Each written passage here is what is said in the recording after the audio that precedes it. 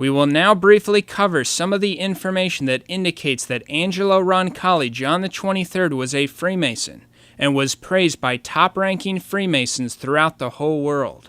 Mary Ball Martinez was an accredited member of the Vatican Press Group. She wrote that French Republican guards observed from their posts the then nuncio Angelo Roncalli in civilian clothes, leaving his residence to attend Thursday evening meetings of the Grand Orient Masonic Lodge of France. The Grand Master of the Grand Orient Lodge of Italy stated in an interview with 30 Days magazine that, quote, "As for that, it seems that John the 23rd was initiated into a Masonic lodge in Paris and participated in the work of the Istanbul workshop." John the 23rd encyclical, September 26, 1959, quote, "Our thoughts turn to the lands of this earth.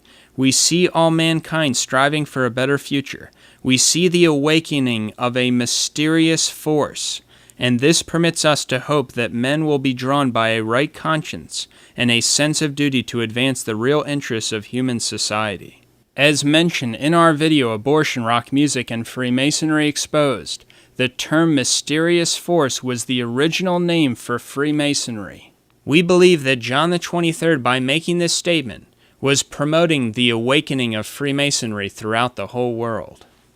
The high-ranking Freemason Carl Jacob Burckhardt wrote, quote, "I know Cardinal Roncalli very well. He was a deist and a rationalist, whose strength did not lie in the ability to believe in miracles and to venerate the sacred.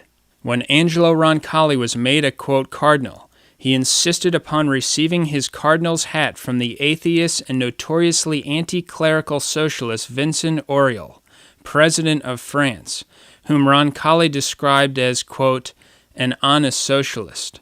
At social functions in Paris, Roncalli was frequently seen socializing with the Soviet ambassador, even though the Russian government had resumed its pre-war policy of brutal extermination of Catholics in Russia. Roncalli was also known as a, quote, good friend and confidant of Edward Herriot, secretary of the anti-Catholic Radical Socialists of France. John the 23rd encyclical Pacem in Terris, number 14, April 11th, 1963, quote, "Also among man's rights is that of being able to worship God in accordance with the right dictates of his own conscience, and to profess his religion both in private and in public.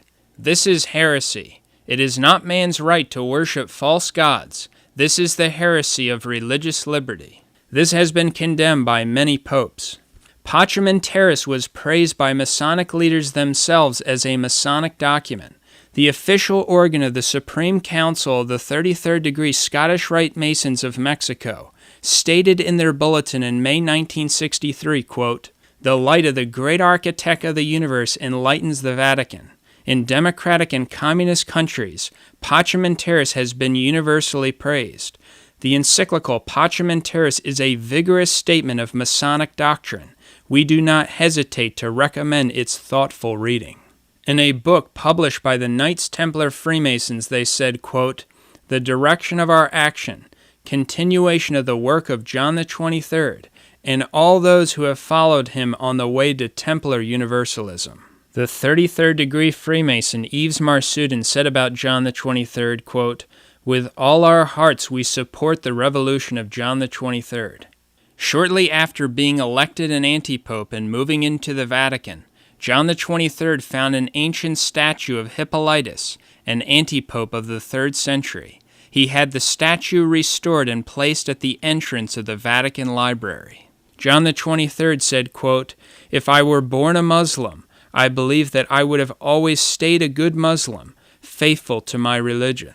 John the 23rd also did things like stopping his car so that he could bless Jews leaving their, quote, Sabbath worship. To a recently baptized Jewish boy, John the 23rd said, quote, "By becoming a Catholic, you do not become less a Jew." John the 23rd was also the first claimant to the papacy to receive at the Vatican a Buddhist religious leader and a Shinto high priest. John the 23rd wanted the clergy of the, quote, Orthodox Church, many of whom were KGB agents, to participate at Vatican II. The, quote, Orthodox said that their clergy would attend, provided that there was no condemnation of communism at Vatican II. John the 23rd agreed not to condemn communism at Vatican II, and so the quote Orthodox schismatics came to the council. This was referred to as the Vatican-Moscow Agreement. After the death of John XXIII, numerous documents from communists, Masons, and Jews were sent to the Vatican expressing their sorrow for John XXIII. People like Fidel Castro and Nikita Khrushchev sent messages of praise and sorrow. Charles Rienzi was a sovereign Grand Master of secret societies. He said, quote, "To the memory of Angelo Roncalli, Pope under the name of John XXIII, who has deigned to give us his benediction, his understanding, and his protection."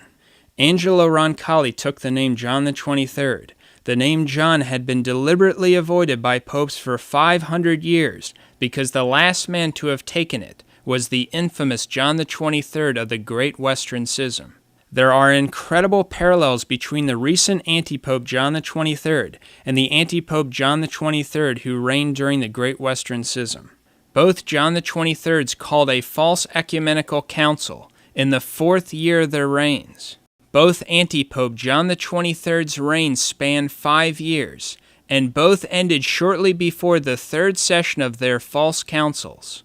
We believe that the similarities between the first antipope John XXIII and the second are not merely coincidences. The first antipope John XXIII was also the last antipope to reign from Rome. Was Angelo Roncalli the recent antipope John XXIII by taking that name, indicating symbolically that he is continuing in the line of antipopes to reign from Rome?